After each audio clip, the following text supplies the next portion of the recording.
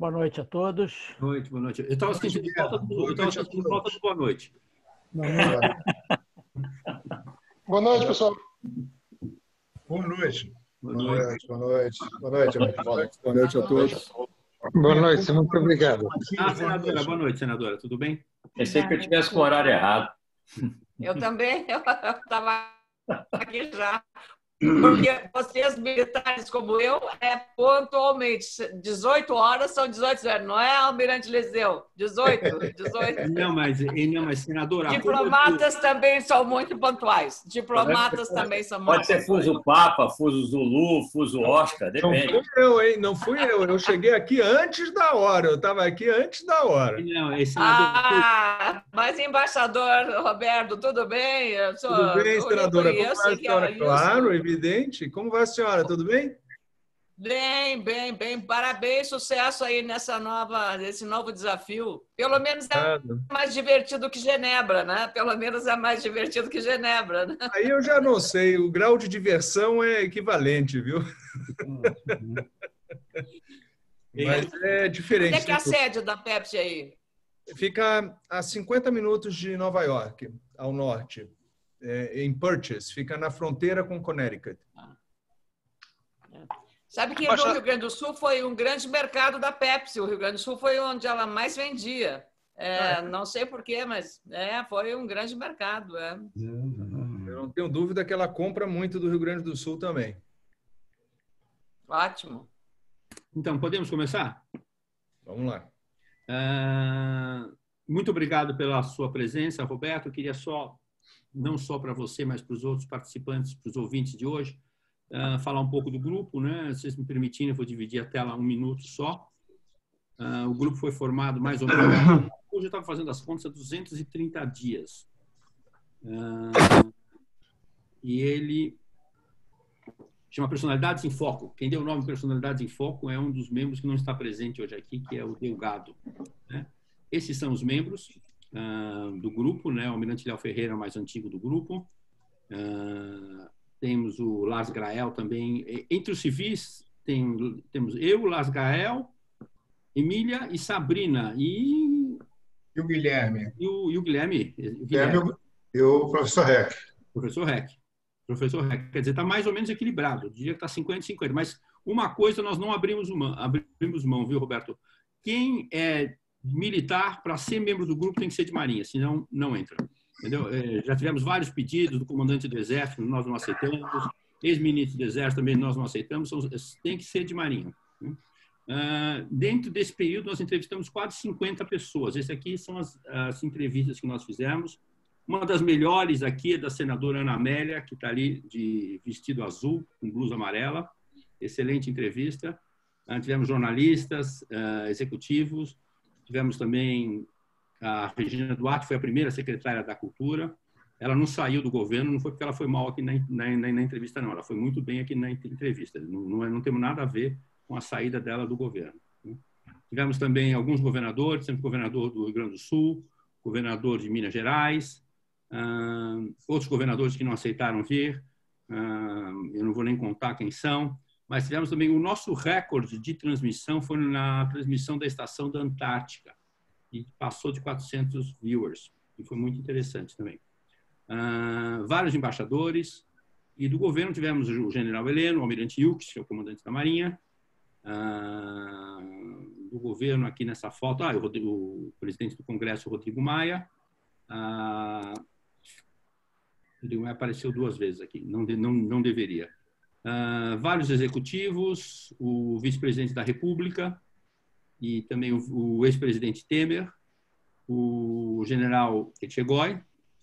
Aliás, foram só 2 generais que fizeram palestras aqui. Foi o general Echegói e o general Amin, que falou do Centro de Defesa Cibernética. A foto dele nem está aqui presente ainda.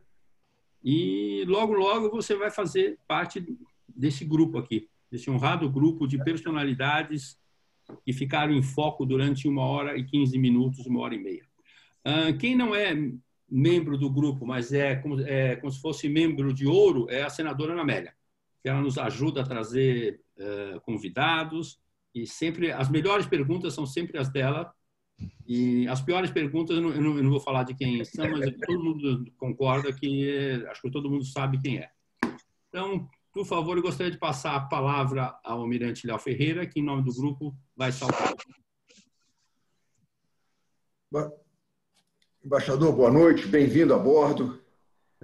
Como o Zótolo bem falou, é um grupo aqui formado por civis proeminentes, oficiais de marinha, mas o público que assiste a sua palestra hoje é essencialmente, a grande maioria, é também de civis e oficiais de marinha. Mas nós temos companheiros do Exército da Aeronáutica que nos dão o prazer de participar, temos várias atividades profissionais, e eu não tenho dúvida que o interesse que o senhor desperta é muito grande. Falando aqui um pouco da sua vida, rapidamente, depois será dito o seu currículo, mas o que a impressão que dá ao ver o seu currículo é que o senhor gosta da luta, gosta do desafio. Tanto no período que o senhor estava no Itamaraty, quando as funções que o senhor ocupou foram todas funções que exigiam de luta, né, de luta mesmo, como depois ser diretor-geral da Organização Mundial de Comércio deve ser uma luta permanente, porque o mundo já está dividido em tantas coisas, quanto mais nas atividades, nas disputas comerciais e no comércio externo. Então, e o senhor faz isso porque, com certeza, o senhor gosta de fazer isso. Então, gostar da luta é uma coisa que a nós, oficiais de marinha, sempre desperta muita admiração, porque é realmente bonito. E a própria eleição também para diretor-geral da OMC deve ter sido uma enorme luta, é outra característica. Então, isso tudo nos faz, desde agora, já seus admiradores. E eu tenho certeza que, ao final dessa palestra, seremos ainda mais. Então, bem-vindo a bordo. Vou passar a palavra para o Liseu, que vai conduzir os trabalhos, que vai fazer o moderador, e ele vai apresentar mais detalhes dessa sua belíssima vida profissional. Obrigado. Bem-vindo, então. Obrigado. Liseu. Obrigado, Léo. Muito boa noite mais uma vez, embaixador. Boa tarde para a gente aqui que está próximo dos Estados Unidos. Mas eu queria inicialmente ler o seu currículo e para apresentá-lo aos ouvintes hoje aqui. O embaixador Roberto Carvalho de Azevedo exerce o cargo de vice-presidente executivo e diretor de assuntos corporativos da PepsiCo desde setembro de 2020. Dentre suas atribuições, podemos destacar a supervisão das políticas públicas da empresa, relacionamento com governos e organismos multilaterais, apoiadores não governamentais, comunicações e a Fundação PepsiCo. Formado em Engenharia Elétrica pela Universidade de Brasília e em Relações Internacionais pelo Instituto Rio Branco, pós-graduado pela MRE, ingressou na carreira diplomática em 1984. Serviu nas embaixadas do Brasil em Washington, Montevidéu e na missão permanente do Brasil em Genebra, no exterior. Trilhou sua carreira na área de comércio exterior e ocupou as seguintes posições de Itamaraty. Foi subchefe de assuntos econômicos do Ministério das Relações Exteriores. A partir de 2001, participou da criação e dirigiu, de 2001 a 2005, a Coordenação Geral de Contenciosos do MRE, atuando como chefe de delegação em diversos contenciosos na OMC.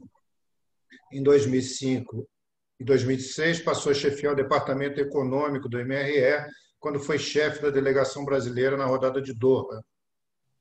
Entre 2006 e 2008, foi subsecretário-geral de Assuntos Econômicos e Tecnológicos do MRE, seu último cargo em Brasília. Em setembro de 2008, assumiu o cargo de representante permanente do Brasil junto ao OMC e outras organizações econômicas em Genebra.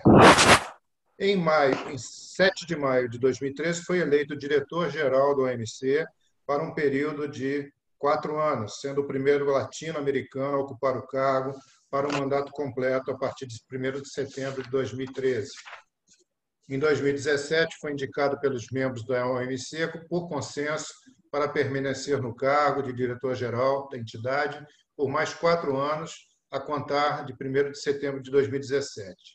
Durante sua gestão, a OMC expandiu sua abrangência, com a inclusão de mais 6 membros, e melhorou os serviços prestados a esses membros. Foram concluídos o Acordo de Facilitação do Comércio e a expansão do Acordo de Tecnologia da Informação. Diversas decisões foram tornadas visando a segurança alimentar e eliminar subsídios à exportação agrícola, permitindo mais exportações de bens e serviços pelos países menos desenvolvidos.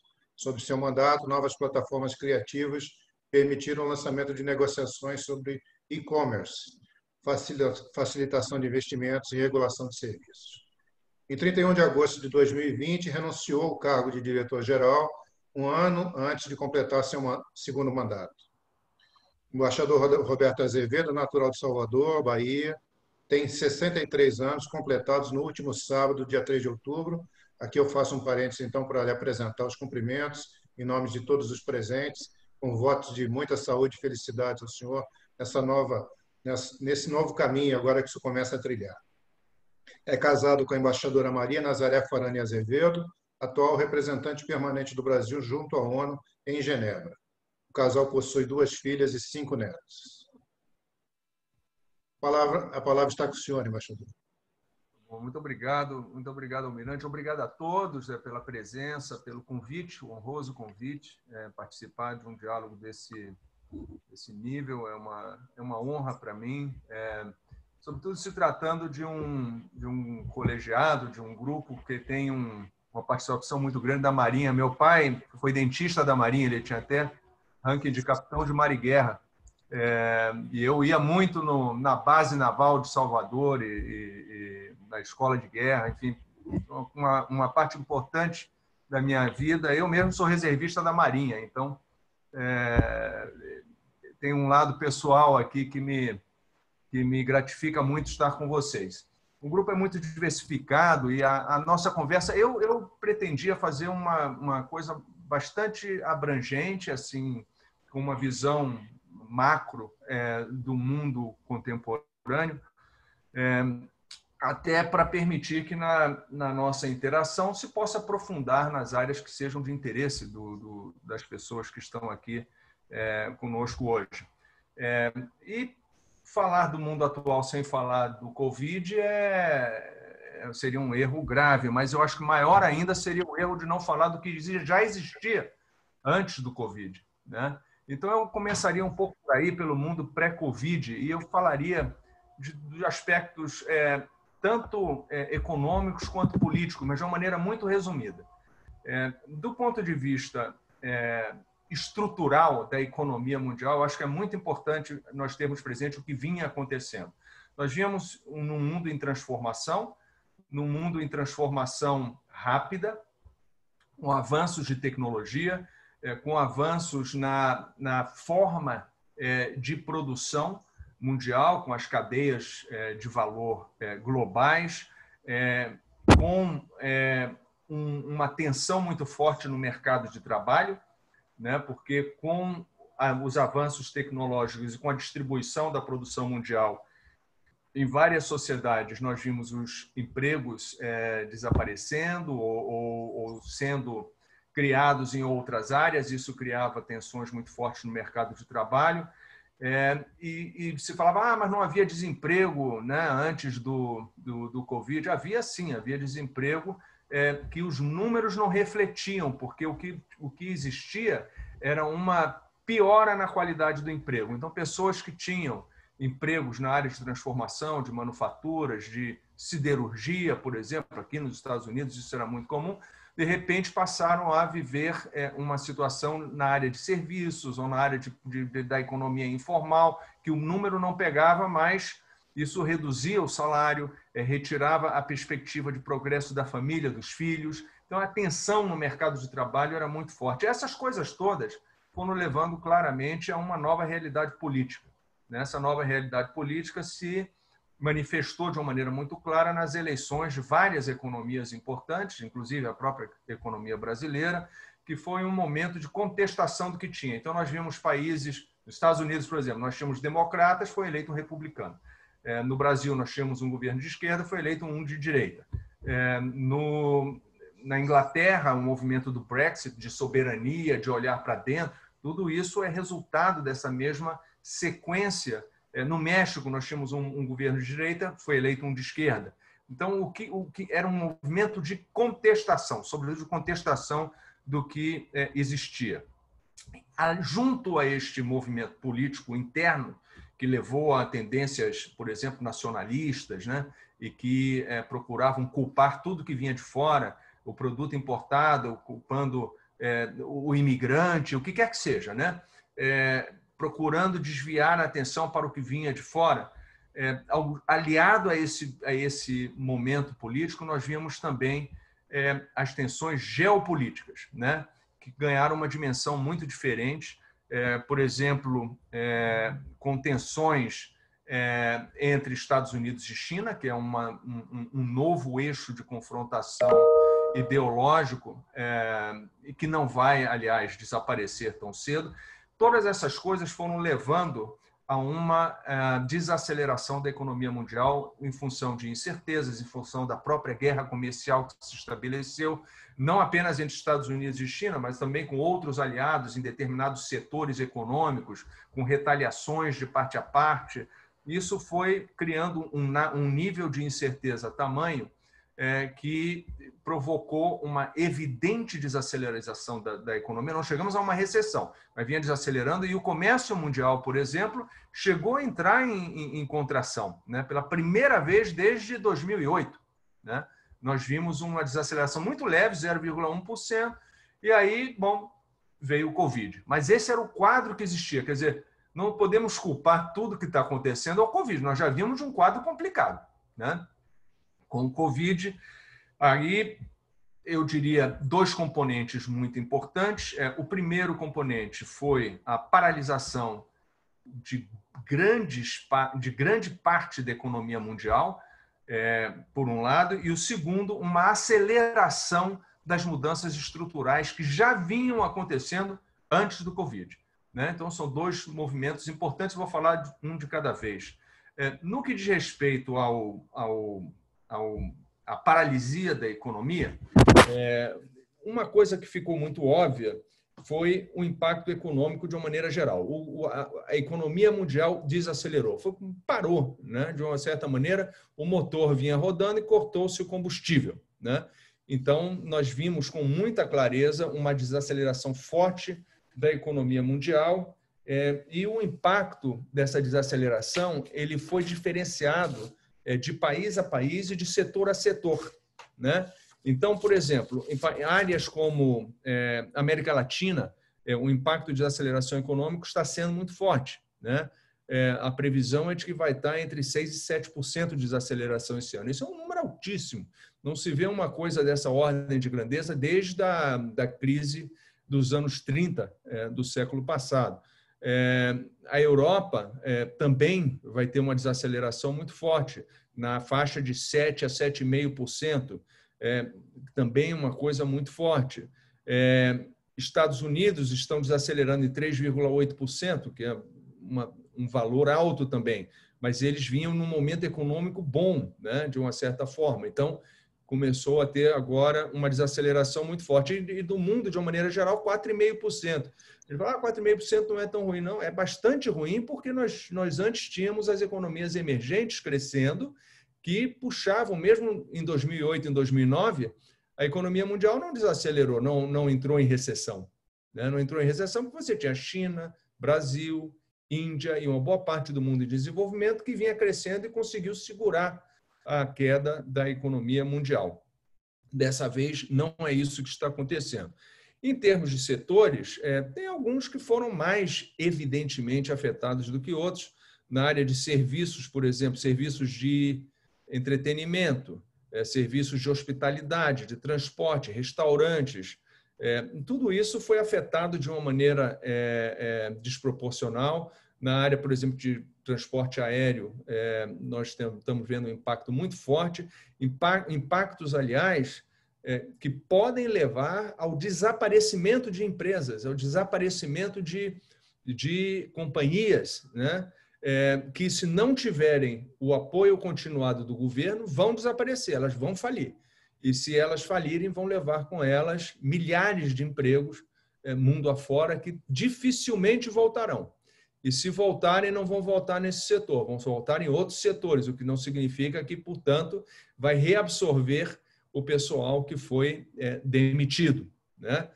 Na área de commodities, um pouco melhor, commodities agrícolas estão relativamente bem, porque, afinal, as pessoas continuam precisando de alimentos, e, portanto, a queda na área de commodities não foi tão acentuada, os preços ficaram mais ou menos, varia, né? Dependendo da commodity, algumas se sustentaram melhor, outras caíram um pouco mais, mas de uma forma geral não foi um impacto tão forte. Já as commodities, por exemplo, minerais ou de combustível, aí sim o impacto foi muito forte, porque a demanda delas no mundo afora caiu de uma maneira extraordinária.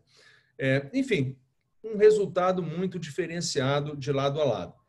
Agora, o que também é importante, além desse impacto na economia, de uma maneira geral, é a mudança estrutural, né, que vinha acontecendo antes do Covid, que foi acelerado com o Covid. Por exemplo, o mercado de trabalho. O mercado de trabalho vai ser afetado de uma maneira extraordinariamente dramática. Por exemplo, as pessoas vão, as que conseguirem manter o emprego, né, e que não forem pegas com esse movimento de quebra, potencial movimento de quebra em massa, as pessoas que continuarem trabalhando provavelmente vão continuar trabalhando de casa. Eu estou vendo isso muito de perto, né, passando para o setor privado. As empresas já estão pensando em como vão retomar as suas atividades a pleno vapor pós-Covid, já estão pensando e de que forma, né? Já estão pensando, por exemplo, em reduzir o espaço físico, né? Então, o prédio que está aqui atrás, por exemplo, nessa foto aqui, é um prédio é a sede da PepsiCo. Eles já estão pensando em reduzir o espaço físico, não do prédio, mas mundo afora, porque não vão trazer as pessoas de volta para os escritórios, né? Isso é claro, é uma maneira de poupar, de reduzir. A tecnologia já permite que as pessoas trabalhem à distância. Então, vir para o trabalho 5 vezes por semana, né, de segunda a sexta, talvez seja uma coisa do passado. Isso não vai continuar assim. Viagem vai diminuir. O orçamento para viagens em determinadas empresas vão cair de 80% a 90%. Né? Então, o impacto que isso vai ter na indústria de hospedagem, na indústria de transportes aéreos. E se cai o transporte aéreo de passageiros, cai o transporte aéreo de mercadorias, porque 2/3 dos porões dos aviões não vão com malas, vão com produtos, vão com mercadorias, né? Então, há uma mudança estrutural muito forte que virá que veio com o Covid, que vai ficar e que foi acelerado. Serviços, como serviços na área de educação, de varejo, com comércio eletrônico, até de transportes mesmo, né? As pessoas vão se deslocar menos. A expectativa é de que as pessoas precisem menos de carro, não vão usar carro, vão usar mais o serviço público de transporte. Enfim, são modificações muito fortes que estão a caminho e que vêm justamente com a aceleração provocada pelo Covid. Uma outra coisa na área econômica, mais macro, que é importante falar, é a mudança das cadeias globais de valor, ou seja, da globalização, como se falava. Eu não acho que haverá uma retração na globalização, ela será uma globalização diferente.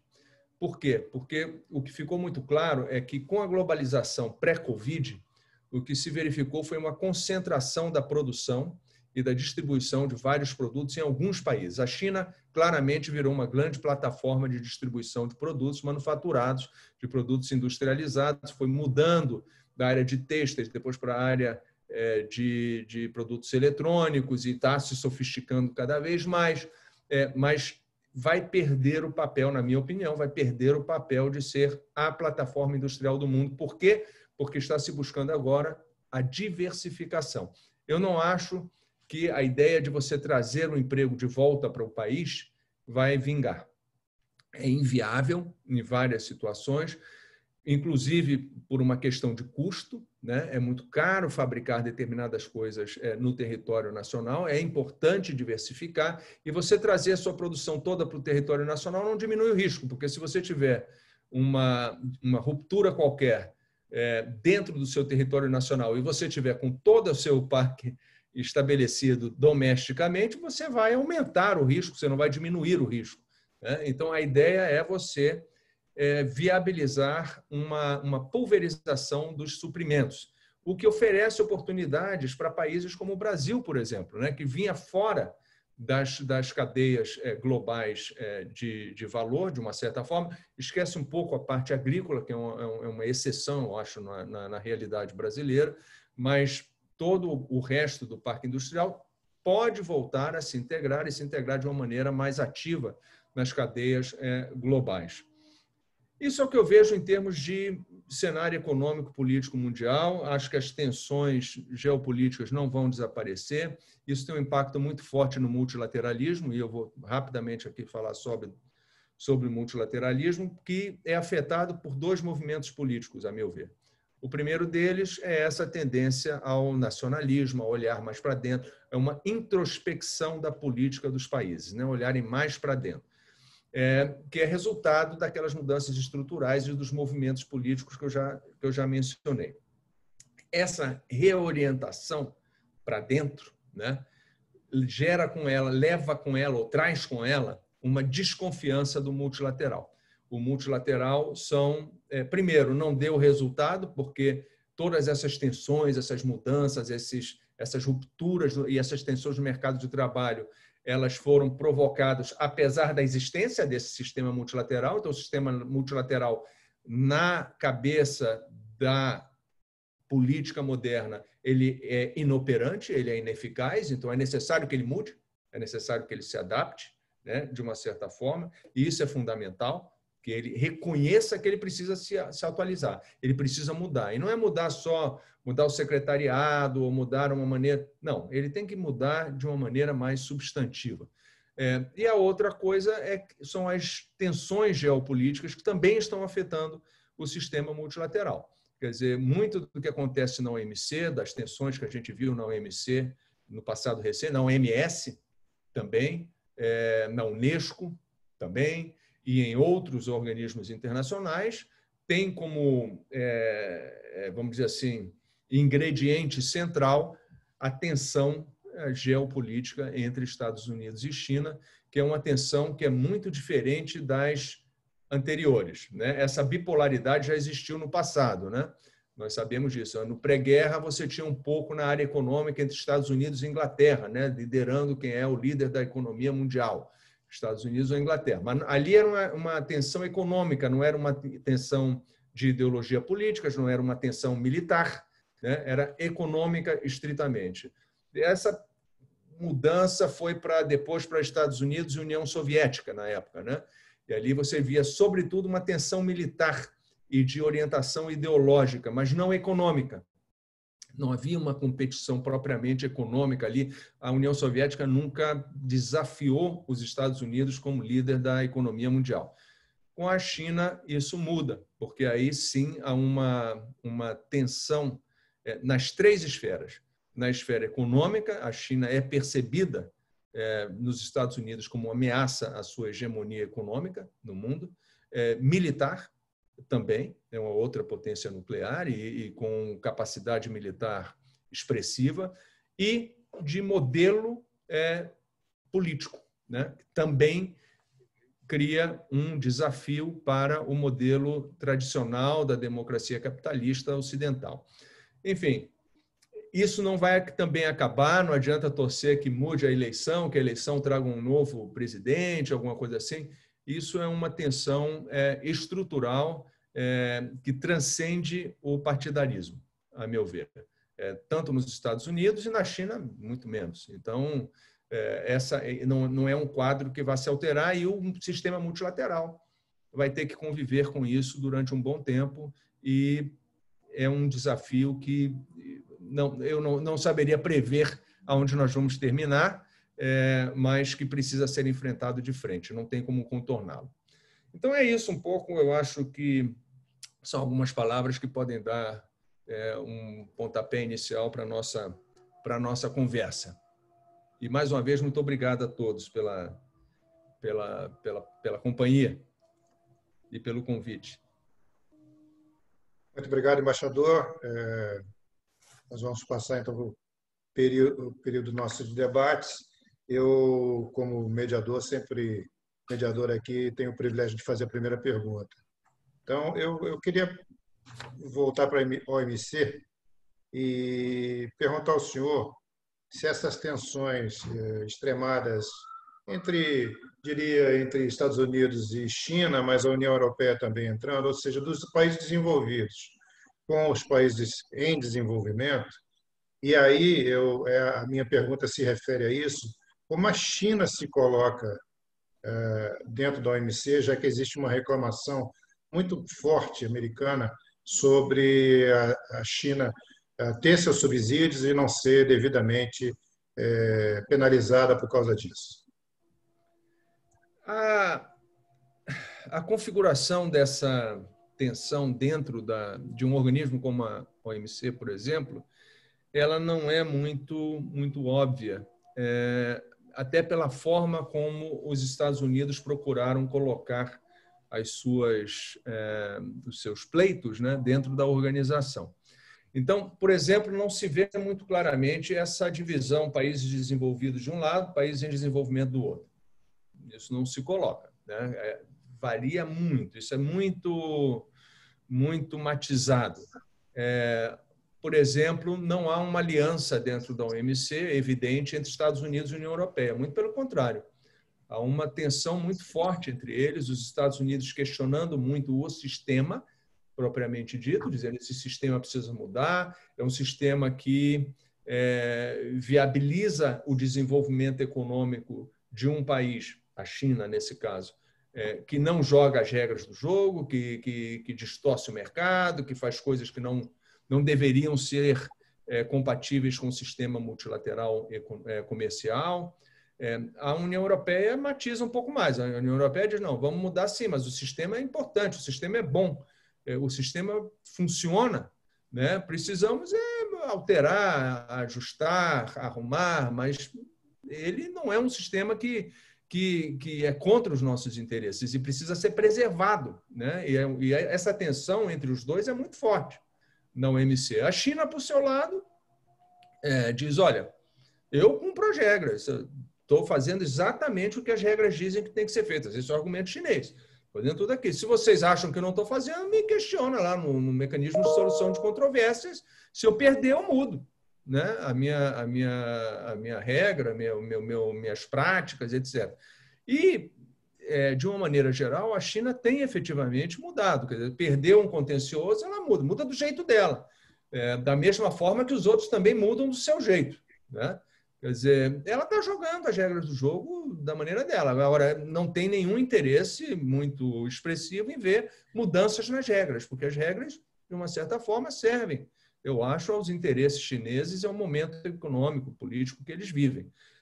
E os outros países em desenvolvimento e mesmo desenvolvidos, é muito matizado isso, é muito matizado. A maior tensão, eu acho, está entre a noção dos Estados Unidos de que o sistema está quebrado, não funciona, e do jeito que está, melhor jogar fora.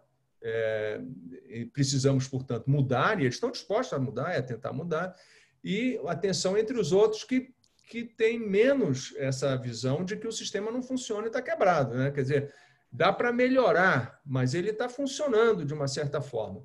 Essa é a maior tensão, eu acho que existe lá, mais do que a tensão entre grupos ideológicos, vamos dizer assim, de países. Ok, muito obrigado, embaixador. A próxima a dirigir pergunta ao senhor será a senadora Ana Amélia.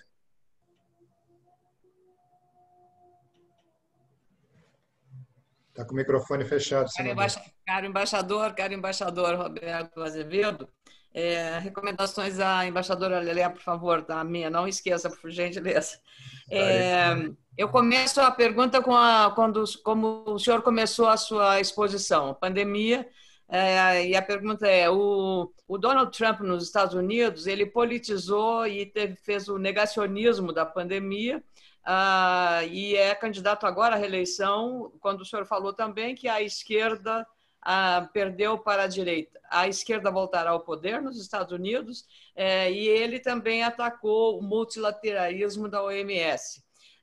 Nessa linha da pandemia sobre o comércio mundial, e o senhor também mencionou maior voltar-se a si mesmo os países, significa dizer que o comércio será mais protecionista? E, nesse caso, que recomendação o senhor daria, pela experiência que teve, ao governo brasileiro, neste momento, que é um dos maiores exportadores de agro, sobre a questão ambiental? Senador, antes de mais nada, um prazer enorme revê-la e estar em contato de novo. Darei sim, transmitirei as recomendações à Lelé. Ela vai ficar muito contente de saber que nós tivemos essa interação. Eu acho que responder ao fato se haverá uma mudança de governo aqui nos Estados Unidos é uma empreitada de alto risco, né? Ninguém sabe o que vai acontecer. Ou um diplomata, prudência diplomática. Então, eu não vou me arriscar aqui a dizer vai ganhar A ou vai ganhar B. Eu acho que há uma possibilidade. Acho que há uma possibilidade de mudança, sem dúvida. As pesquisas, pelo menos, que falharam de maneira retumbante na eleição anterior, falharam no Brexit, e será que vão falhar de novo? Eu não sei, mas hoje as pesquisas de opinião dão a entender de que as probabilidades de uma mudança de administração desta feita é boa, né? Agora, eu não sei, eu não saberia dizer. Eu acho que qualquer coisa pode acontecer. Eu acho que qualquer vitória, seja de A, seja de B, vai ser apertada. A impressão que eu tenho é essa, né? E ainda tem o risco de que você tenha um resultado no dia da eleição, né? E que haja ainda vários dias ou semanas de incerteza, esperando votos que chegam pelo correio. Nós já vimos isso num cenário mais para trás, com questionamento do processo eleitoral. Pode ser uma eleição muito, muito complicada, né, de uma maneira geral. Então, eu não faço apostas aqui de maneira nenhuma. Acho que o questionamento do Trump ao multilateralismo, inclusive ao OMS, tem muito daqueles dois componentes que eu falei, né? Ele não acredita no sistema multilateral, acha que o sistema multilateral foi negociado por administrações anteriores e que refletem um mundo que não é um mundo que existe mais, é um mundo muito diferente, e que esse sistema não capta, né, a realidade do mundo de hoje. Pega ainda do pós-guerra, vamos dizer assim, com algumas adaptações, algumas mudanças aqui ou acolá, e, portanto, ele precisa ser mudado ou precisa ser rejeitado, reconstruído de uma maneira geral. O caso do OMS teve um componente muito mais forte até do que no OMC dessa tensão geopolítica com a China, né? A percepção dessa administração é de que a OMS, a direção, o secretariado, deu cobertura a erros provocados ou omitidos pelos chineses e não agiu de maneira a coibir a China no começo da pandemia, e isso tudo, na cabeça dos americanos, justificava, portanto, um afastamento da OMS e usou isso tudo até para dizer, está vendo como não funciona? Olha só o que está acontecendo. Coisas semelhantes foram ditas na OMC, mas, de uma forma ou de outra, pelo menos enquanto eu estava lá, eu ainda consegui manter um certo diálogo, uma certa participação. Eles vinham negociando coisas, participando das coisas dentro da OMC, reclamando muito, paralisaram o órgão de apelação, fazendo aquelas coisas todas, mas dentro de uma moderada cooperação conosco. O que virá pela frente, eu não sei. É difícil dizer, mas esse ataque ao sistema multilateral, eu acho que, mesmo que você mude a administração americana, o sistema multilateral continuará sob pressão para se modernizar, para mudar. As mudanças são muito fortes e as regras realmente foram negociadas em momentos em que o mundo era muito diferente do que ele é hoje. E essas coisas precisam ser captadas pelo multilateralismo. Eu não sei dizer se haverá mais protecionismo. Eu acho que seguramente não será um mundo mais liberal. Eu não acho que a abertura comercial está na agenda da maior parte dos governos, mesmo aqueles que se professam como liberais. São liberais até certo ponto, né? Então, eu acho que não será um mundo mais liberal, mas acho que, por sorte, nós temos mecanismos, como a própria Organização Mundial do Comércio, que impedem, de uma certa forma, um retrocesso muito forte. Porque estão todos olhando, e todo mundo sabe onde é que está a linha, né? A linha vermelha está aqui. Se um país ultrapassa aquela linha, os outros vão atrás. Então, no passado não tinha isso, né? Hoje tem, então, de uma certa forma, o sistema ainda coíbe um retrocesso muito forte no sentido do protecionismo. Mas eu não acho que haja espaço para uma maior liberalização de comércio, com certeza. A última parte da pergunta eu comecei a anotar, aí parei e agora já não me lembro mais. Desculpe. É o meio ambiente. O que o senhor diria para o governo brasileiro? Eu acho que a questão ambiental ela veio para ficar. Isso não resta dúvida, né? Como que cada país vai lidar com isso é uma decisão soberana de cada um. Agora, imaginar que essa pressão vai acabar ou vai diminuir, não vai. Porque é uma conscientização cada vez maior, sobretudo quem vive, como eu vivi durante muito tempo na Europa, em grandes mercados consumidores, nos próprios Estados Unidos, o consumidor está cada vez mais atento e demandante de ações no sentido de coibir ataque ao clima, ao meio ambiente de uma maneira geral, e mesmo num país, no caso dos Estados Unidos, que sequer é signatário, né, da Convenção de Paris. Mas eu acho que isso não tem volta. Essa conscientização de que o meio ambiente precisa ser protegido é uma coisa que chegou para ficar. E haverá custos para quem não tentar entender isso, né, de uma certa forma. Mas cada país vai encontrar a sua maneira de lidar com essa realidade nova. Obrigada, embaixador. Eu que agradeço. Embaixador, o próximo a dirigir pergunta ao senhor será o embaixador Graça Lima.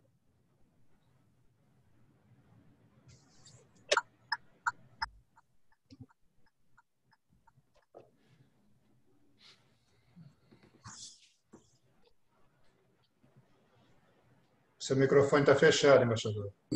Alô? Agora sim. Muito obrigado, Almirante. Um forte abraço para você, Roberto. Um abraço a todos que fazem parte desse evento. Eu agradeço pelo convite. O Roberto é um velho e querido amigo.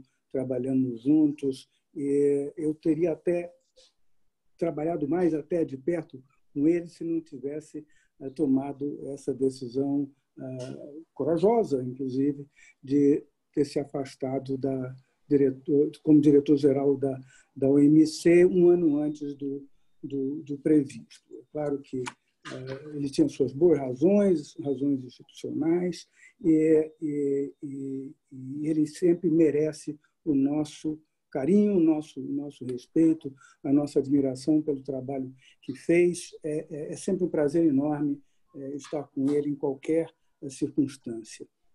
Eu tinha preparado uma pergunta talvez um pouco técnica demais e curta. Eu vou aproveitar a oportunidade, se me permite, para abrir um pouco mais o leque da indagação e recordar que essa disputa entre os Estados Unidos e a China, que tinha uma aparência comercial no começo, até pela imposição de tarifas de forma unilateral, ela, na verdade, tem um outro substrato, muito mais abrangente, uma componente geopolítica inegável. Tudo isso faz com que os sistemas em que a China passou a estar integrada, normalmente o sistema multilateral de comércio, passem a ser vistos, como lembrou o Roberto, com desconfiança, como não sendo suficiente ou adaptado às novas circunstâncias, de maneira a dar a razão, por exemplo, às economias de mercado em em determinado ponto, ou pelo fato de as regras do sistema não cobrirem, por exemplo, não serem mais rígidas com relação à defesa da proteção da propriedade intelectual, entre outras questões. Para chegar, então, rapidamente à pergunta, eu entendo que a reforma é mais uma necessidade, se apresenta mais como uma necessidade dos Estados Unidos, que foi um dos fundadores e um dos garantes do sistema, do que, na verdade, de qualquer outro país. Não sei se o Roberto está de acordo, mas, bem ou mal, e sobretudo a China, estavam muito satisfeitos com a maneira como a OMC vinha operando. Não quer dizer que ela fosse perfeita, porque para fechar acordos por consenso sempre foi necessário incorrer em alguma ambiguidade construtiva, né? De maneira que todo mundo pudesse ser mais ou menos bem atendido. Mas se paga um preço por isso. A minha pergunta, portanto, é a seguinte: essa reforma é viável no médio e no longo prazo? Quais seriam os seus alicerces, né? Quais seriam as suas bases? E finalmente, você acredita, Roberto, que o recurso a acordos plurilaterais, como foi o caso, inspirados talvez nos códigos da rodada Tóquio, possam ser uma solução, ainda que intermediária, provisória, para se chegar a uma solução final multilateral que, enfim, contente a todos. Obrigado e saudações de novo a todos os participantes e meu carinho sempre renovado à família Azevedo. E assim eu encerro a minha participação. Obrigado, Almirante.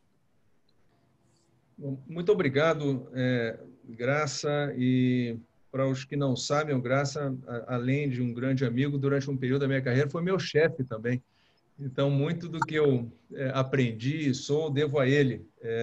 Então, muito obrigado. Aqui vai o meu reconhecimento público pela contribuição que você deu à minha carreira, fora o lado pessoal. É uma pergunta complexa, por vários motivos. Quando a gente fala se a reforma é viável, a primeira pergunta que se coloca é: que reforma é essa? Né? Fala-se muito, tem que reformar, mas reforma, o que é a reforma? Então, vamos lá. Na minha concepção, pelo menos, antes mesmo do Trump assumir, ou mesmo ser eleito, eu já falava em reforma, eu já dizia, nós precisamos reformar o sistema.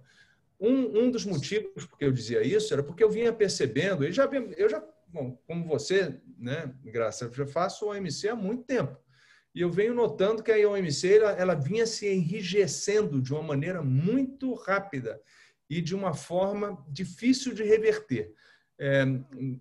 A OMC tinha 18 anos de vida, nunca tinha fechado um acordo multilateral quando eu assumi. 18 anos de vida, no meio de uma rodada, inclusive, que já havia, na minha opinião, já havia fracassado. Aquela rodada já não ia acontecer, a rodada de Doha, né? Ficou evidente muito rapidamente, em 2006, mais ou menos, ficou claro que ela não ia mais acontecer. Dali para cá, só piorou. Então, quando eu assumi, ainda conseguimos fechar um acordo importante, que foi o Acordo de Facilitação de Comércio, um acordo muito diferente, muito mais flexível, inovador, para poder viabilizar o fechamento do acordo. Conseguimos mais 2 ou 3 outros resultados expressivos, mas ali acabou, né? Ficou evidente de que não tinha mais nada assim que a gente pudesse fazer de uma maneira plenamente multilateral. Quando eu falo multilateral, significa acordo de todos os membros do OMC, dos 164 membros do OMC, por unanimidade. Consenso na OMC significa unanimidade. 163 não fecha um acordo, precisa de 164. O que estava provocando uma situação absolutamente inadministrável. Eu falava, precisamos reformar, o sistema precisa se atualizar, precisa mudar. Uma reforma desse tipo, de viabilizar negociações, acordos, etc., essa reforma, a meu ver, ela é possível. e já vem acontecendo. Nós hoje estamos negociando vários acordos naquele contexto que a gente chama de plurilateral, ou seja, não são todos, são grupos.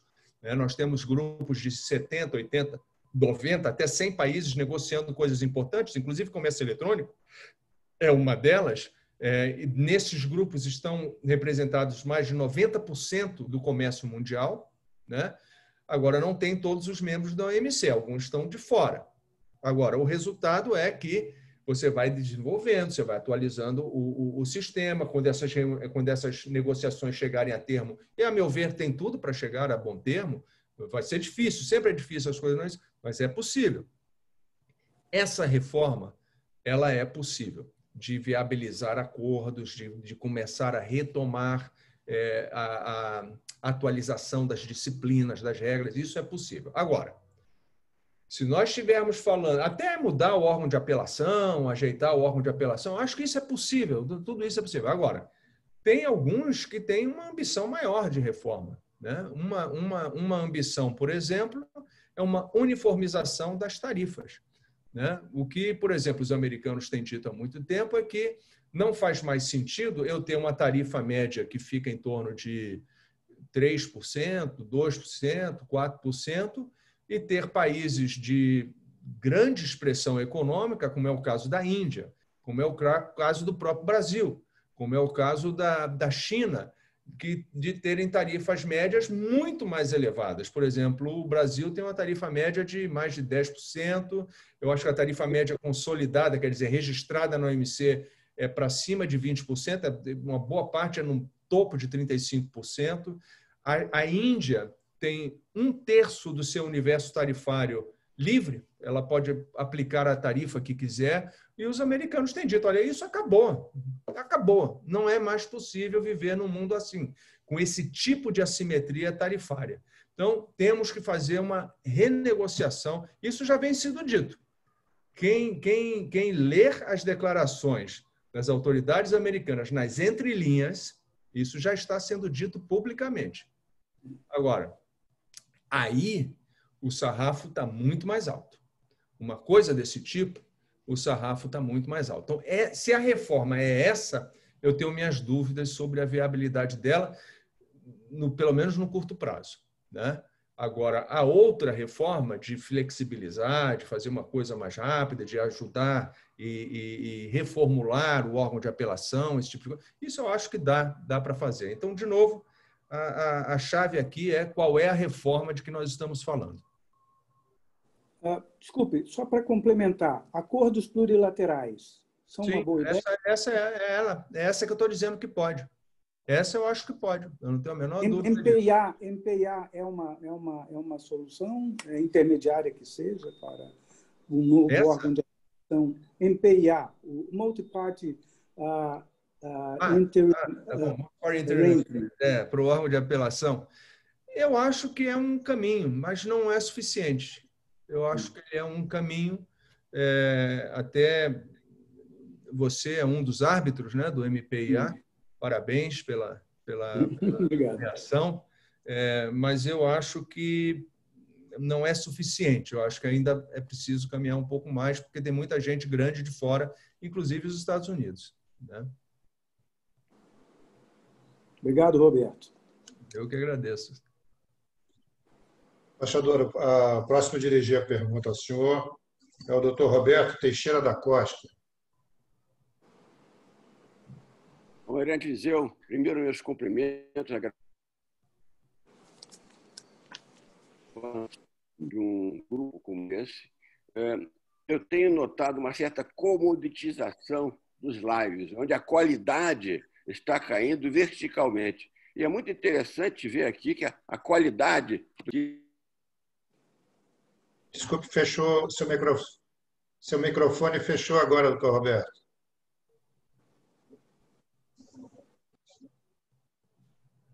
Roberto, o microfone do senhor fechou. Fechou. Senhor, por favor, retorne ao início, que pouco ouvimos. Agora, não, eu estava agradecendo o convite do Almirante Viseu e dizer que os lives hoje está um pouco comoditizado, onde existe uma abundância de opções e nem sempre com qualidade. Quer dizer, tudo se faz webinar e lives. Mas eu fico muito feliz por esse Personalidades em Foco, onde vocês têm conseguido manter um nível de qualidade excepcional. Em relação ao embaixador Roberto Azevedo, eu tenho um duplo sentimento. Eu acho que um sentimento de perder o núcleo brasileiro de embaixadores, uma pessoa com a competência, com o conhecimento dele. O embaixador é uma pessoa icônica na área de relações internacionais. Eu acho que é uma grande perda para o Brasil. Nós todos podemos entender as razões que o levaram a isso, mas é uma grande perda. Bom, em relação à minha pergunta específica, no ano passado eu troquei correspondências com o embaixador no trabalho que eu estava fazendo e que felizmente terminou, que é um livro sobre relações internacionais, onde eu tenho, de uma certa forma, participado pós-CVM. Eu fui o primeiro presidente da CVM, de lá para cá eu me interessei muito pelo tema de relações internacionais, fui fundador com o Lampreia do SEBRE, sou membro honorário do Conselho Empresarial da América Latina, do Foro Ibero-América, faço parte do Inter-American Dialogue de Washington, do GACENT, da USP. Bom, esses tantos anos dessa presença no tema internacional me deixou sempre com uma pulga atrás da orelha. Por que nós, brasileiros, temos tão pouco interesse, tão pouca participação na discussão de temas internacionais? Será que nós não nos damos conta da relevância do Brasil no cenário internacional e que nós devíamos estar, pessoalmente, as nossas elites, muito mais engajadas nisso? Eu estou falando isso, não estou falando de teoria, estou falando de alguém que conviveu. Fazer reuniões para discutir temas internacionais era dificílimo. Motivar pessoas para reuniões internacionais também dificílimo. Quer dizer, o brasileiro ele era, como o embaixador disse, muito introspectivo. Na área industrial, nós sabemos bem que a proteção ao mercado, o mercado brasileiro é um mercado muito grande e os empresários brasileiros não queriam se arriscar muito, daí medidas protecionistas. Muito bem. Esse livro que eu estou terminando, o título inicial dele é Por que o Brasil tem medo do mundo? Ele estava pronto em dezembro, eu tive que refazer pelas considerações que o embaixador aqui fez, porque o Covid muda completamente as regras do jogo. Agora, eu estou achando que o melhor nome para o livro é Por que o mundo tem medo do Brasil? Porque eu acho que as regras do jogo estão se alterando completamente. Mas a minha dúvida, e o senhor embaixador respondeu a minha pergunta no ano passado, o questionário que eu fiz a várias personalidades, na sua opinião, a pouca participação do Brasil no cenário internacional estava ligada ao fato da indústria brasileira ter pouca participação. É perfeitamente compreensível que é muito difícil um país ser muito atuante no comércio internacional quando as suas empresas não são. E aqui eu não preciso mencionar que a participação brasileira no comércio internacional é pífia, tirando a agroindústria e alguns itens minerais. Então, embaixador, a minha dúvida persiste.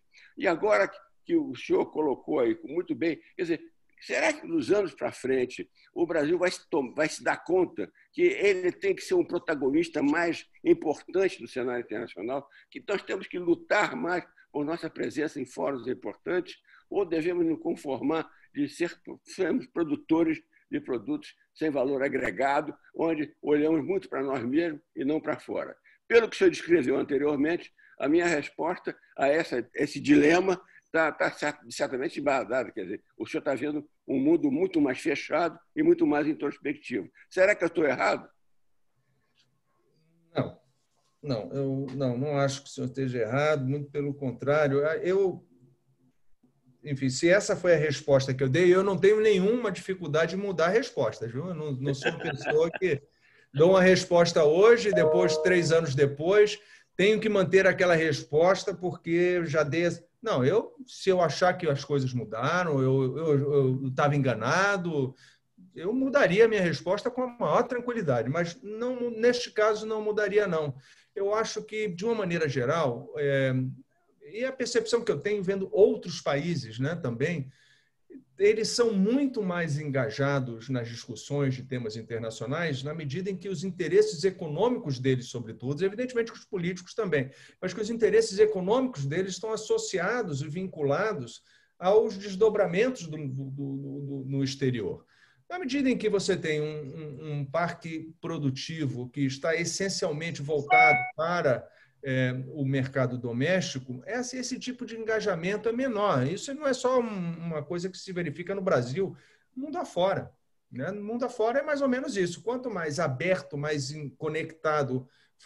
conectada for a economia, maior o interesse em discutir os assuntos internacionais, porque eles vão ter um impacto imediato no bolso, né, do país, do empresário, do consumidor, do cidadão. Eu acho que isso é uma coisa que só vai mudar quando o Brasil estiver mais integrado na área industrial, sobretudo, e, quem sabe, de serviços também. Porque na área agrícola, e a senadora Ana Amélia sabe muito bem, a nossa conexão com o mundo é muito forte.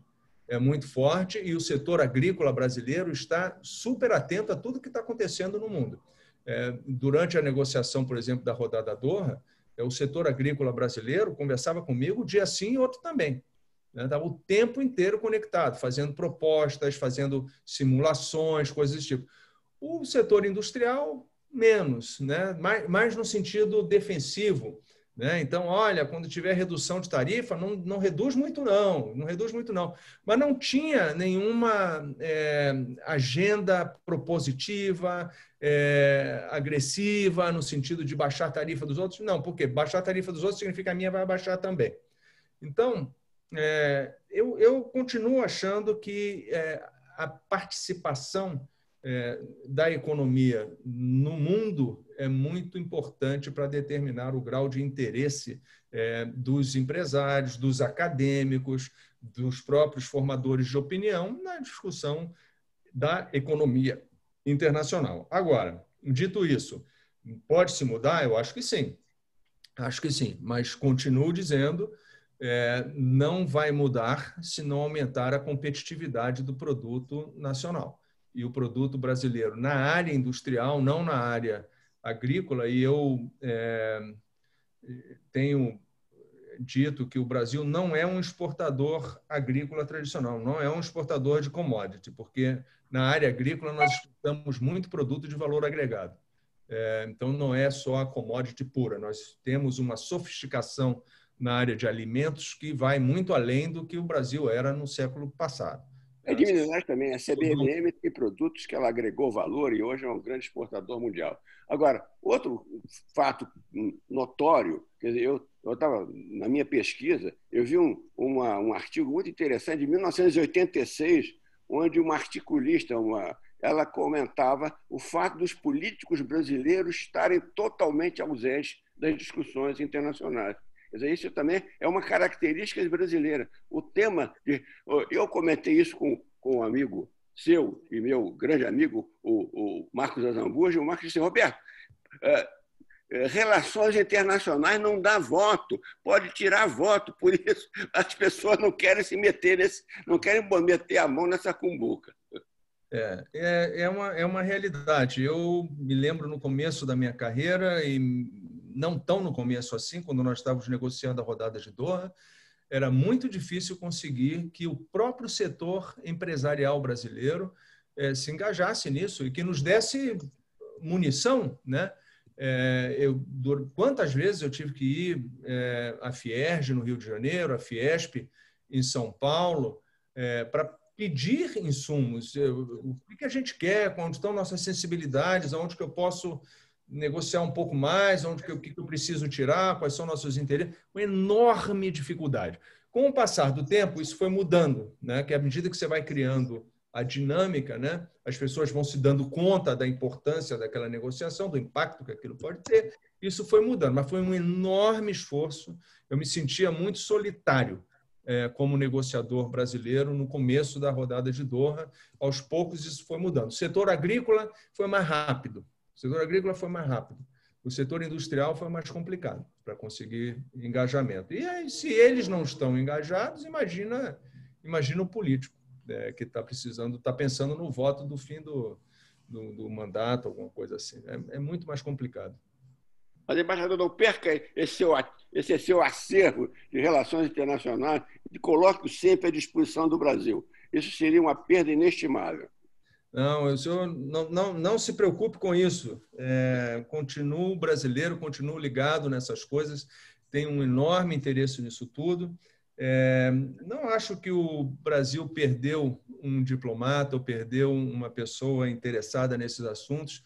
Acho que o Brasil ganhou uma pessoa que, além desses assuntos, agora também participa de outras coisas e tem uma visão talvez até mais ampla e diversificada do que tinha antes.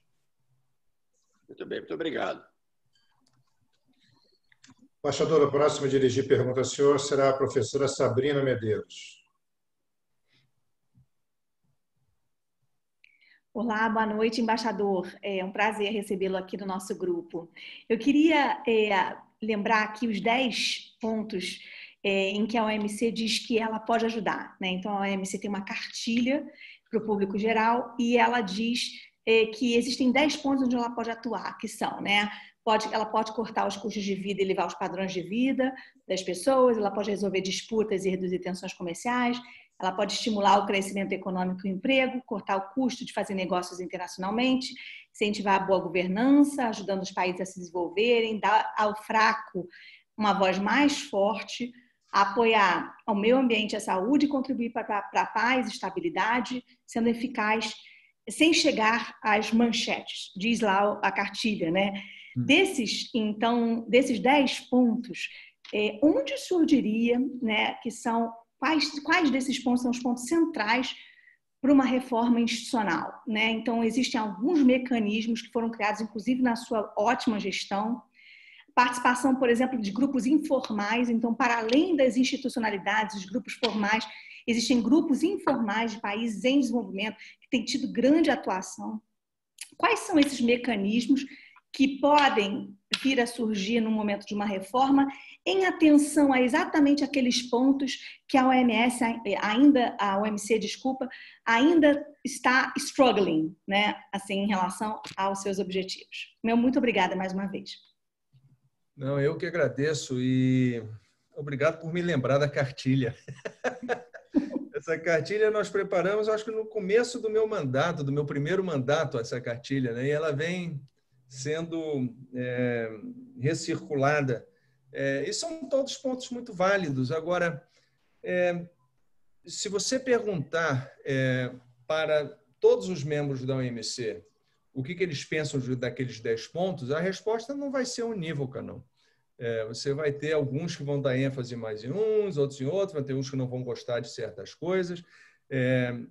Uma reforma no sentido de liberalização comercial, né, que no fundo é o que a gente tenta dizer na cartilha. O que a gente tenta dizer na cartilha é um país fechado em si próprio, um país que tem um sistema econômico, produtivo, que apenas olha para o mercado interno, não é um sistema sustentável. Ele é, no longo prazo, um sistema que vai ser caro, um sistema que vai ser ineficiente e um sistema que vai trazer prejuízos para a sociedade do seu povo, né? de uma forma geral. Essa linha, essa visão... Você sabe, quando eu ainda era até embaixador, antes de ser o diretor-geral, eu era embaixador do Brasil junto à OMC. No começo ali, você não precisava fazer a advocacia em favor do comércio. Quer dizer, o comércio é uma coisa importante, o comércio é uma coisa que viabiliza o crescimento econômico do país, que cria empregos, que aumenta a competitividade. Eu não precisava dizer essas coisas, né?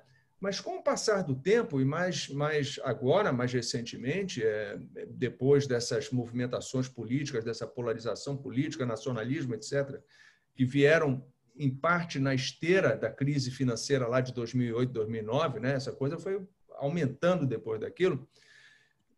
Essa visão óbvia de que o comércio é um ativo para o país, uma economia aberta liberal é um ativo para o país, isso já não é aceito de uma maneira tão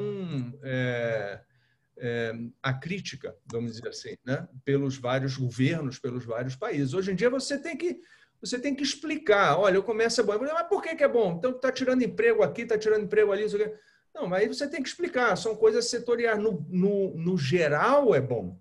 O comércio, ele traz rupturas na economia, não tem a menor dúvida, né? Sobretudo para os setores menos eficientes, né? Então, se você abre e reduz as suas tarifas, haverá setores perdedores, não tem a menor dúvida disso, né? Agora, no médio prazo, no longo prazo, os vencedores são maiores, os ganhos são maiores, mas você tem que administrar a perda localizada. Só que a perda localizada, ela dói, né? Os setores que são afetados e que são perdedores numa abertura comercial, eles falam com muita vocalidade, eles falam muito alto, eles reclamam, eles fazem lobby, eles vão no Congresso, vão lá bater na porta da senadora Ana Amélia, entendeu? Vão reclamar. Mas é a lógica, não é só no Brasil, é no mundo inteiro é assim.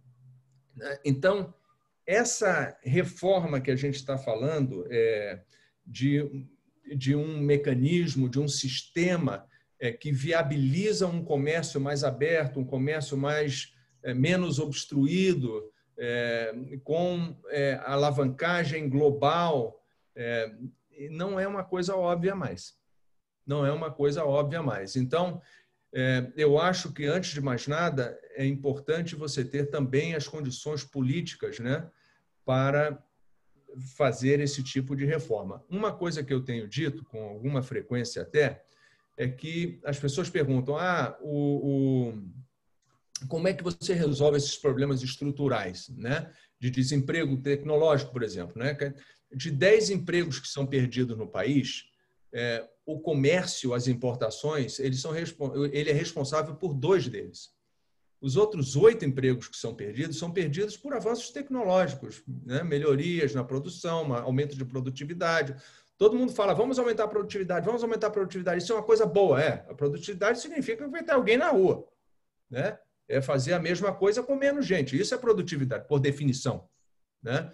Então, essas mudanças estruturais, elas não se resolvem com medidas curtas e de curto prazo. Você tem que investir no sistema de educação, você tem que mudar o tipo de treinamento e de preparo da sua mão de obra, você tem que investir na área social, fazendo, por exemplo, transição. A pessoa que perde o emprego na área tradicional da economia não é a pessoa que vai ocupar o emprego que abriu na área dinâmica da economia, lá na área de informática ou de tecnologia da informação.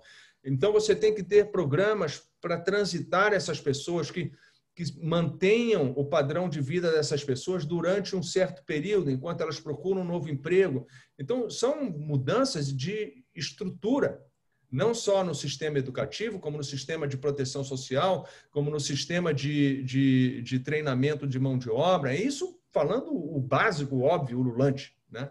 Então, não é uma resposta fácil, não, porque eu acho que, embora todos esses 10 pontos sejam pontos reais e de ganho e de ajuda, você precisa ter uma reeducação do sistema econômico, político, social do país para entender esses pontos. Senão dá murro em ponta de faca. Muito obrigada. Eu que agradeço. Embaixador, aí, devido ao adiantado da hora, nós vamos para a nossa derradeira pergunta, para cumprir o nosso acerto do horário. Então, o último a fazer pergunta ao senhor será o empresário Sérgio Pereira, membro da Câmara de Comércio Brasil e Estados Unidos. Por favor, Sérgio. Embaixador, boa noite. Boa noite, Almirante, e a todos os participantes. Vamos ter o prazer de recebê-lo aqui. Eu vejo diversos colegas da Câmara de Comércio presentes neste encontro e, com certeza, vamos ter a presença do senhor em diversos encontros nossos da Câmara. A minha pergunta está relacionada a algo que lhe é bem próximo, não só durante o seu tempo na OMC, mas durante boa parte de sua carreira, que é os acordos comerciais, e especificamente União Europeia e Mercosul. Como sou membro do board da Companhia Cacique de Café Solúvel, estamos focados na exportação e a União Europeia seria o nosso segundo maior mercado. Como todo o agronegócio, nós estamos sentindo o desejo e a falta que nos faz da implementação do acordo. Então, eu gostaria de ter a sua visão. Eu sei que o senhor trabalhou durante muito tempo nisso, como também o nosso querido Graça Lima. Nós temos ele agora aprovado e gostaria de saber do senhor quando é que nós vamos ter isso como uma realidade. No caso específico, o nosso, do agronegócio de café, café solúvel, nós temos uma barreira muito grande, né, discriminatória de 9% na União Europeia. Não sabemos como vai ficar na Inglaterra agora com o Brexit, mas de qualquer maneira tem sido bastante impeditivo para o crescimento ainda maior da indústria de café solúvel, que é a maior indústria de café solúvel no mundo, é a do Brasil. É uma pergunta difícil de responder por vários motivos. A começar pelo fato de que eu não estou mais envolvido diretamente nessas negociações, então eu não saberia dizer, porque eu não sei como que anda o trâmite disso no Brasil e tampouco em Bruxelas, né? Eu não saberia dizer. O que eu sei é o que está na imprensa, né? O que eu tenho visto na imprensa de uma certa forma. E o que é evidente é que a aprovação do acordo ela depende também de um movimento político, né? De um certo trabalho na área política. O acordo Mercosul-União Europeia nunca foi fácil. Nunca foi fácil por vários motivos. Eu acho que, por um lado, do aspecto defensivo, nós tínhamos, tanto na Argentina quanto no Brasil, eu tenho que dizer, nos dois países, setores que não viam com bons olhos a abertura comercial com a União Europeia, sobretudo na área industrial. E vai ter gente dizendo, não é verdade. É verdade sim, eu estava lá, eu era o chefe da negociação, falava com as pessoas, eu sei exatamente, tinha sim, falavam pouco, falavam baixinho, falavam no corredor, mas falavam contra. Então, tinha, sim, resistência, tanto no Brasil quanto na Argentina, com relação ao fechamento do acordo, como eu disse, sobretudo na área industrial. Na área agrícola, não. Pelo contrário, sempre houve um empenho muito forte, sempre foi um desejo muito forte do setor agrícola brasileiro, continua sendo.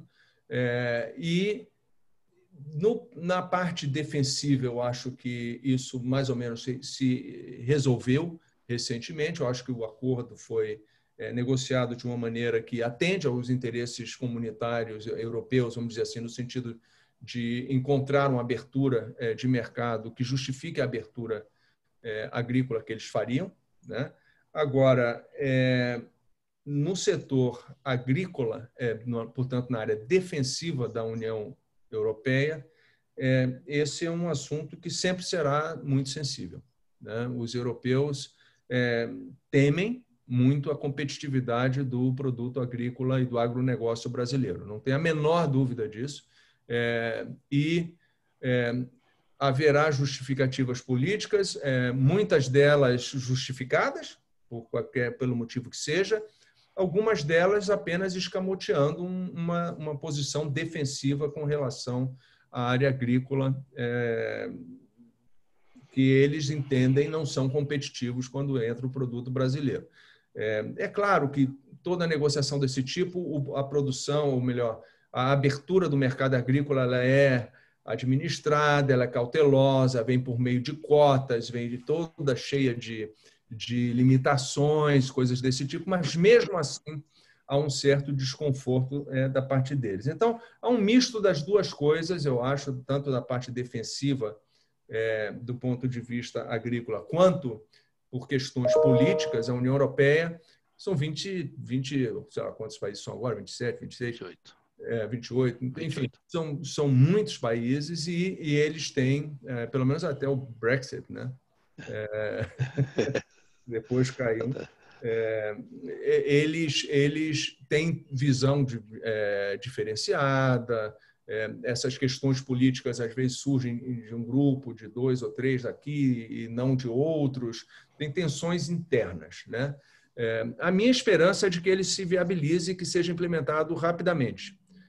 Porque essas coisas também têm janela de oportunidade. Se você deixa passar depois para fazer, é difícil. Então, se temos a oportunidade de fazer agora, e eu disse isso para os europeus várias vezes quando estive com eles, de maneira informal, disse, olha, aproveita, faz agora, porque nem sempre as estrelas se alinham, né, como estão alinhadas agora. Faz isso, aproveita, é um movimento bom para os dois lados, eu espero que aconteça. Eu sou um grande defensor do acordo, acho que o acordo é um bom acordo para os dois lados, pode não ser ideal, a meu ver, é um bom primeiro passo, inclusive para o setor industrial brasileiro, ir se adaptando, ir aumentando a sua competitividade pouco a pouco. Muito obrigado, embaixador. Muito obrigado, Almirante, pela oportunidade. Belíssima apresentação. Eu que agradeço a todos, foi uma honra estar com vocês. Roberto Azevedo, então, encerramos agora o período de debates e eu queria agradecer a sua disponibilidade. Eu, como fiz os contatos, agradecer também ao embaixador João Genésio, que viabilizou o contato contigo, e agradecer a presença também do embaixador Ronaldo Costa, aqui também, o representante permanente do Brasil aqui na ONU. Temos vários almirantes aqui presentes, agradeço a todos. E eu queria, antes de passar a palavra para o Paulo Zótolo, queria agradecer ao Dr. Roberto Teixeira pelas referências elogiosas ao grupo. Essa sempre foi nossa intenção, manter o nível das pessoas que vêm aqui falar e termos aqui apresentações como a do embaixador Roberto Azevedo do dia de hoje, de alto nível e muito interessante para todos. Então, muito obrigado pelas suas referências. Então, passo a palavra ao Paulo Zótolo, que vai fazer o encerramento. Embaixador, você sabe que tem algumas coincidências que são bem interessantes, né? Toda vez que nós convidamos algum palestrante, eu sempre divulgo o nome do palestrante perante alguns jornalistas. Eles sempre querem participar, eu digo que não pode participar, às vezes querem fazer pergunta, não pode, mas eu sempre mantenho para que o grupo continue tendo alguma presença na mídia, né? Aliás, doutor Roberto, muito obrigado pelo elogio que o senhor fez ao grupo. Mostra que o senhor é uma pessoa sábia, uma pessoa de bom gosto, o senhor sabe escolher em qual grupo o senhor participa.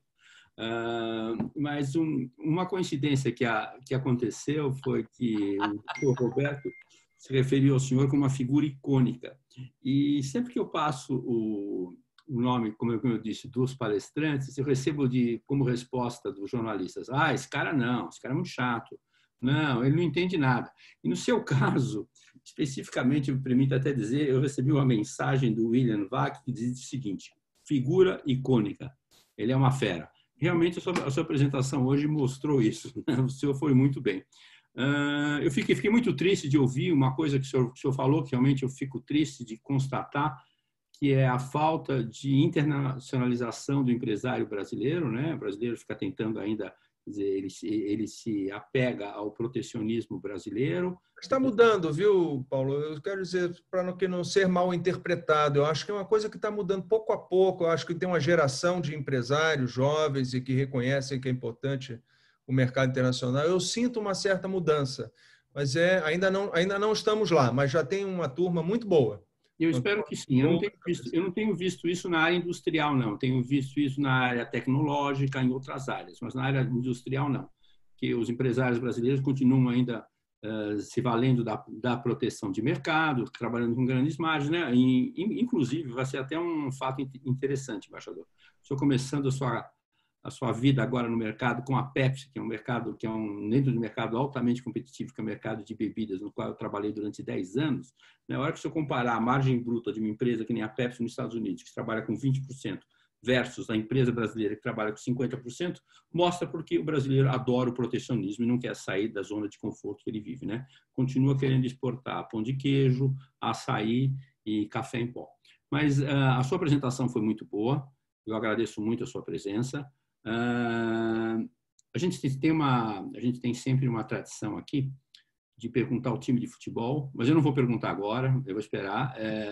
Mas eu queria dividir com o senhor um vídeo para dar início à sua carreira na Pepsi, que foi o primeiro comercial que a Pepsi lançou no mundo, em 1950.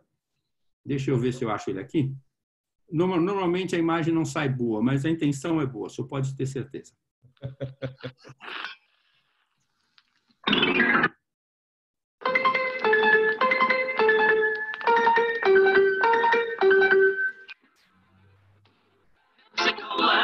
the spot. A big, big bottle and it's got bounce, bounce, bounce, bounce. Go get Pepsi for the Pepsi bounce. Now go get Pepsi for the Pepsi bounce. More bounce to the ounce, more bounce to the ounce. Go get Pepsi for the Pepsi bounce. Then why take less when Pepsi's best? More bounce to the ounce with Pepsi. But Pepsi. Popularity? That's what Pepsi's got most of. Pepsi gives more fun, more bounce to the ounce, and more for your money, too.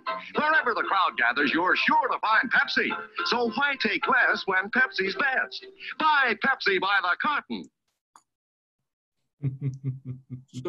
Embaixador, a mensagem é why... Obrigado. Why take comerciais, por favor. Não, muito obrigado. Aliás, uma coisa muito interessante, né? As pessoas ainda associam muito a PepsiCo com a Pepsi-Cola, né? Que é uma parte... It's like somebody's been doing some shopping, and that means somebody's been doing a lot of walking and getting more and more worn out. Because by the time a woman assembles a complete spring wardrobe, she's generally covered a lot of floor space for stores. So it's little wonder that smart shoppers everywhere. Uma vez que a Pepsi entra, ela não sai mais. É verdade, é verdade. É verdade. O seu desafio nem passa de dente. Não, mas é isso. Muito obrigado a todos. A Pepsi-Cola é um novo desafio, um desafio extraordinário. É uma empresa que está se diversificando muito, né? Hoje, mais da metade do negócio é com alimentos, não é com bebidas, né? A própria Pepsi-Cola hoje é 15% do faturamento da PepsiCo, né? Então, é um desafio bonito, é uma coisa legal. Eles estão fazendo coisas muito interessantes na área de meio ambiente, sustentabilidade, inclusividade. Eu estou muito contente com o desafio. Eu acompanho a Pepsi há muito tempo. A Pepsi é uma grande empresa e vai ficar ainda maior com a sua presença ali, pode ter certeza. Eu queria passar a despedida do grupo para o almirante Guilherme, se ele pudesse, por favor, se despedir em nome do grupo, por favor. Embaixador, eu gostaria de cumprimentá-lo primeiro pela clareza da exposição. Eu tinha até uma pergunta para fazer, mas não tive oportunidade. Mas eu acho que isso aí é suficiente dizer isso, agradecer a clareza e a espontaneidade com que o senhor se manifestou aqui perante o grupo. Foi muito agradável a noite de hoje. Muito obrigado. E qual o seu time de futebol, embaixador? Eu sou tricolor. Não, tá bom. Do Rio. Tricolor. Eu sou fluminense. Tá bom. Essa é uma resposta que não vai mudar. Aí, Raposo! Essa resposta não vai mudar. Essa aí não vai mudar, não. Tem mais fluminenses do grupo.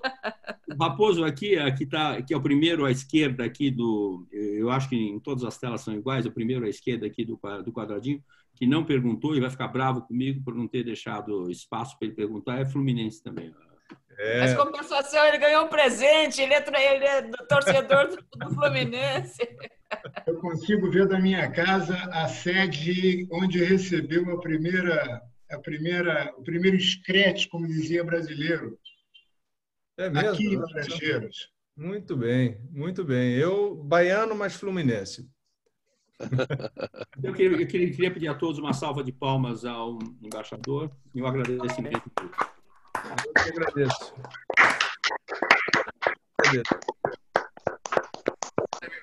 Eu que agradeço. Muito obrigado a todos uma vez mais. Foi um enorme prazer estar com vocês. Uma grande honra. Boa noite. Prazer, embaixador. Nós temos jogo hoje, hein? Tem jogo hoje? Tem jogo hoje. Tá bom. Então estarei na televisão, não tenho a menor dúvida. Muito obrigado ao senhor.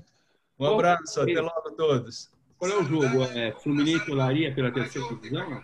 Não vou te responder, não. Olha isso. Fluminense Bangu. Tem sempre a voz da inveja, eu não sei de onde vem. Goiás. Estão me mandando aqui, ó, Fluminense e Goiás. Fluminense e Goiás, exatamente. Portugal e Espanha também hoje. É o Léo que é tricolor também. Obrigado, Léo. Então vou mudar de tela. Vou mudar de tela. Vou para outra tela. Até mais vocês. Um abraço grande a todos. Um prazer enorme. Boa noite a todos. Obrigado. Boa noite. Mais obrigado. Boa noite, Max. Tchau, tchau. Boa noite a todos aí. Boa noite a todos aí. Boa noite. Boa noite, muito obrigado. Boa noite. Boa noite a todos também. Boa noite. Boa noite a todos. Raposo conseguiu o vídeo, hein? Boa noite. Saudações. Matias. Henrique, saudações tricolores. Saudações tricolores. Kazak, bom te ver aqui, hein? Boa noite, Léo. Minha puta, um abraço. Boa noite, minha puta, boa noite.